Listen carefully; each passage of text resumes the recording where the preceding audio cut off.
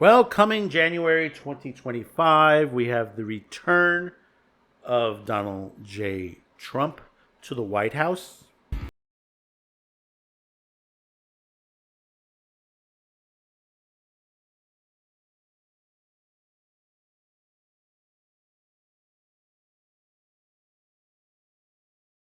Later on, if you haven't caught it this week, we do have a video. We discuss the elections from a New York point of view. That basically, New York has become a swing state. I think we're going to end up going from blue to purple to red in the next several years. Probably by 2028, when the next election comes rolling around, and we'll explain why for that nature to that, because New York was one of the places that gave the popular vote to Trump, that won him the election as far as the electoral, not as far as the electoral, but the popular portion of it. Even though we go by the electoral vote, when you look to the perspective that both the electoral and popular vote both went to Trump, shows you what the American citizen wants from their government. A smaller, tight government, a government that protects its people, that America comes first before anybody else. And that's important. You may say to yourself, "Oh, that sounds, very, authoritarian and stuff like that." No. It's always us for, America first. If you want to come here, you want to basically live here, you come legally, and you're welcome to come. But you got to do it legitimately first. Not the way some people have been doing lately. But that, like I said, we'll leave that to another on there. But there are other things that we need to discuss. What is going to happen in the future, in the next 4 years? Now, there are some possibilities, and I'm talking from a internet point of view, because one thing about internet and cable, we've had some situations. Now, in the last couple of years, in the previous administration, in the Biden-Harris administration, monies were put forward to expand internet service throughout the country where people don't have that. There are those out there. You can go down to Atlanta. Right now, North Carolina is having a problem. That's Elon Musk came in with Starlink to help them there because of the hurricane issue. But the Biden-Harris administration has popped in, what was it, about $40 billion on there? And one of the FCC chairmen has said, in the years that this law was signed into effect, not one shovel, not one wiring, nothing has been given to the American public for those who don't receive full internet capability. Where's that $40 billion? Did that go to basically green laws? Did it go to basically to protect us from the environment, which basically, technically, we don't really need protection in the environment because we do very well for itself in this country. Environmental laws, because they snuck that in there. If you ever go and read this plan. But another law that they were looking into is something called net neutrality. Now, we have Section 230, which basically some people said we need to eliminate. So we need to go over it, Section 230, as far as people violating that law. We have those on there. We've already seen Google in trouble with the Federal Trade Commission. It looks like they might be broken up. We'll get a conclusion to that hopefully this coming 2025 with this new administration to enforce these rules. I mean, there are companies out there. Amazon is next. Remember, Amazon is next in the crosshairs of the FTC, because there are those out there that are too big. They say they're too big to fail. No, too big. Sometimes you get too big to the point where you need to be broken up. This is what happened with the phone company. It used to be one phone company when I was a kid. Yeah, that's right. Ma Bell. You may hear the term Ma Bell Ma Bell ran the phone, and it became too big for its britches. And what happened is the government came in and broke them up. You may say, so, well, that's horrible. Well, you wouldn't be sitting here with deciding what cellular network that you need to get, whether it's AT&T or Verizon or Metro PCS or any of these other companies. You wouldn't have that today. It would be one company. You wouldn't like that. That's not competition.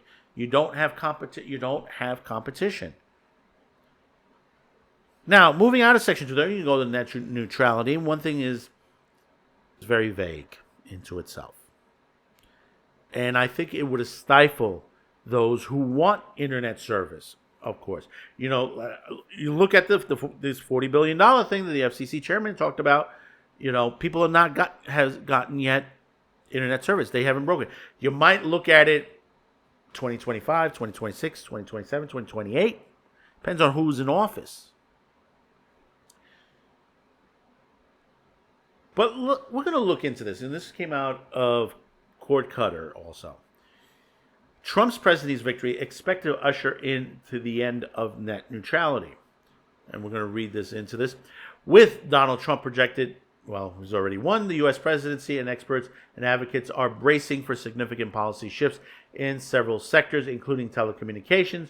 One of the most immediate concerns with cord cutting is the potential end of net neutrality, a principle that has been hotly debated in the U.S. for a decade. Net neutrality was voted back into effect in April 2024 to start on July 22nd, 2024. Now, through several internet providers have moved to block it and prevent it from taking effect. Net neutrality refers to the principle that the Internet Service Providers, ISP, should treat all data on the Internet the same, not discriminating or charging different based on user content, website, applications, or method of communication.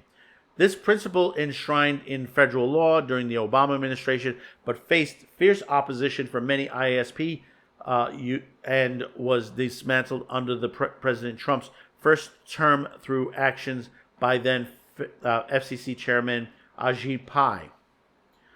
During his previous tenure, Trump appointed an outspoken critic of net neutrality as FCC Chairman. Pai led the charge to repeal the 2015 Open Internet Order, arguing that such regulations stifled innovation and investment. Trump himself had tweeted criticism of net neutrality, comparing it to the fairness doctrine, and suggest it was designed to target conservative media, thereby indicating his opposition to the principle. Now, most of you might agree with it or disagree, but I do agree with that. See, the thing about it is, when you control the network itself through federal, you control the information, and that was the problem. See, the thing about it is, you had to read in between the lines. That's why some companies at first were like, yeah, let's go for it. Protect. It opens up the internet. It opens up the internet to those who want to control it and say, yeah, we open it up, but these companies have to maintain a certain amount of censorship. And that's what happens. Many ISP, including telecom giants like AT&T and Verizon, have historically opposed net neutrality, arguing that it limits their ability to manage the network traffic effectively and could hinder investment in network infrastructure. They are likely to welcome a policy shift back to a less regulated environment. Now, the thing about it is, and I'm going to tell you straight out for this, I have Verizon Fios. I've never had, I've had it for many years. I've never had a problem them throttling back my service as far as the internet. If anything, I got more service out of them. I'll give you an example. If you have 300 by 300, that means 300 coming in, 300 coming out, you would see more closer to 400. I mean, they push a lot more through their networks if you are a subscriber to their internet services. Basically, they will work with you to give you the best deal possible.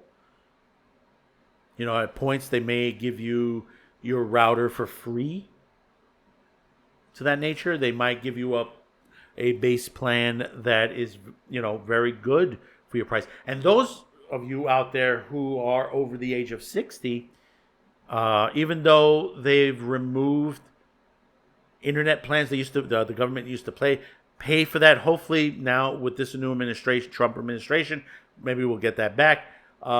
They kept the extra. They gave you extra discount at companies like Verizon.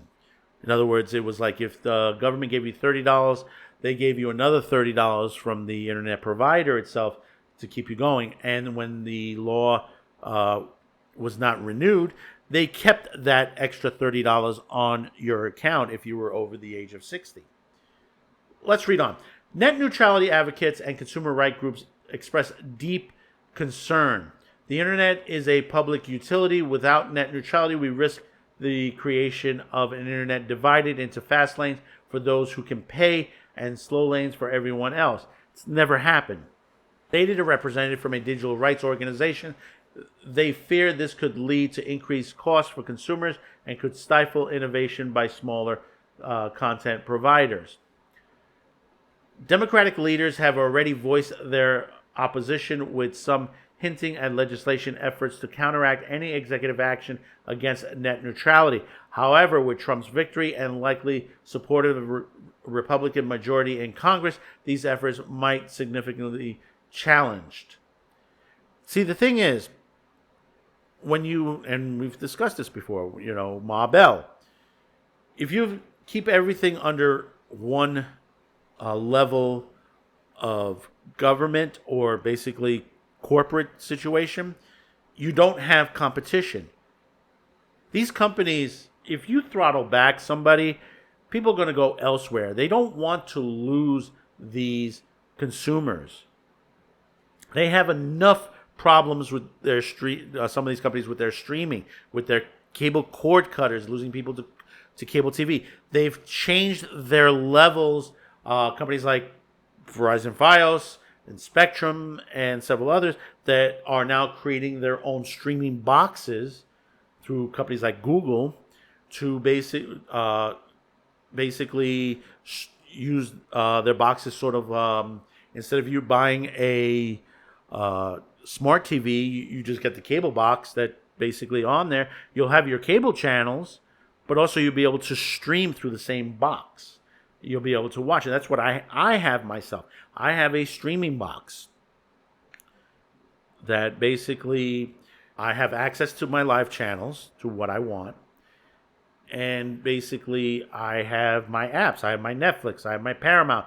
I have my YouTube, Tubi TV, and all others effectively, instead of me sending it from my phone or my tablet or through the smart TV itself, moving out, it keeps me all in one location. Now, as far as the impact for the future, there might be an uptick in legal battles as states with their own net neutrality laws could clash with federal policy. Previously, California's robust state-level net neutrality law survived federal challenges but could face renewed scrutiny. Yeah, there is a hindrance in the California versions of that. With every other law California has passed recently under Newsom. If net neutrality is rolled back, consumers might face scenarios where ISP could prioritize certain content, potentially leading to higher costs for premium access or slower internet for services not able to pay for their fast lanes. I don't see this coming. When you have situations like Elon Musk's Starlink and many others that you're able to get internet services outside of the cable ISP, you're going to see those that basically are going to say, no, we're not going to create those fast lanes. Critics argue without net neutrality, new startups and smaller companies might struggle to compete with established giants who can afford to pay for better service quality, potentially reducing the diverse and dynamicism of the internet ecosystem. See, the thing about it is there are many people out there that don't have, and I said this again, don't have internet. $40 billion to nothing. If the government can't dig some and put in some wiring for the internet, how are you going to say net neutrality is going to help?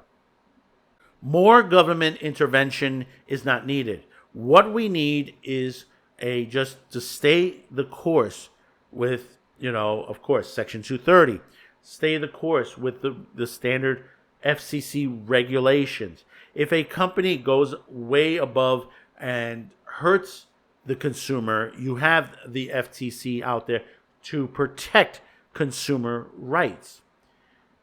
In conclusion, as the President-elect Trump prepares to take office, the telecommunication industry and internet users are on alert for changes that might reshape how internet access is regulated in America. While Trump's administration has not yet released an official policy on the issue, the historical context and appointments made during his first term suggest a strong likelihood of revisiting and possibly reversing the current net neutrality rules. This development could mark a significant shift in internet policy and broad implications for consumer businesses and the structure of the internet itself. But I'm going to give you two words: age verification.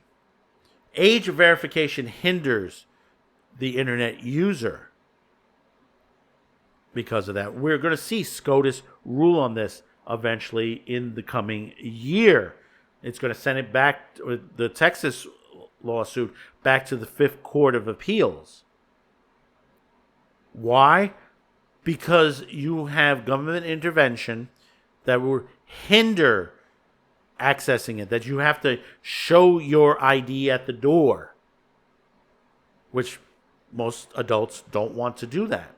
It's no one's business what we watch. This is what we have on the other end of the spectrum. Let the corporations do what they're going to do, and we will come after them or leave them as far as the consumer. We're allowed to move on to another company, because basically that's what's part of competition. If you have a company out there that says, "Hey, I'm not going to fast lane you. I'm not going to prioritize certain people. I'm going to give you the best quality service possible." And companies like Comcast, Fios, and many others have said that, and has come through with that. Some people may not agree with me to that situation because they've had issues, but that's basically an infrastructure issue which needs to be changed, needs to be fixed. We have Manhattan right now in New York City, Manhattan. There's only two main internet providers. One of them is Spectrum. The other one is, I forgot the name of the company. But the second one is not as strong as Spectrum. Is Spectrum a perfect internet service provider? Not really. I've seen many complaints. If a third company comes in there, like Fios, and starts wiring in, which basically they need money to do that infrastructure, which is needed on there, they'd be able to give good competition, which would increase the level that Spectrum would have to fix their services, their infrastructure, and hopefully be able to give better service to their subscribers. Yeah, that's right. That's why Ma Bell was split up. One company is not going to give it on that. One government rule to rule, one ring to rule them all. Think about that. You're not going to innovate on there. If you put money to basically companies to be able to expand themselves, that's where you got to put it into. That bill that Biden and Harris put together in a whole could have worked if they didn't do the job that they did with it. That basically nothing has been done. Nothing has been done. Why? Because basically it's been hampered by government regulation. That's the issue. The more government regulations we put into play, the more issues and holdbacks that we can't do. Net neutrality would have done the same as well. In one direction, you might say, oh yeah, it might protect the consumer. And in the other direction, it's going to hamper everything else. Hamper more consumer getting internet access. So, let me know in the comments below your thoughts about this. Am I right? Am I wrong? Are you for net neutrality? Are you against? Let me know in the comments. Don't forget to hit that like, share this video, and don't forget to hit that subscribe button. It's really important that you do. For all the thousands of videos that you could have chosen, you chose on this one. We really do appreciate it. So until next time, thank you for tuning in. Be sure to check out all of our other videos here on CutieCast TV, Man with a Show, and of course our new series, Otaku Thursdays. So until next time, have a good week. Enjoy yourselves.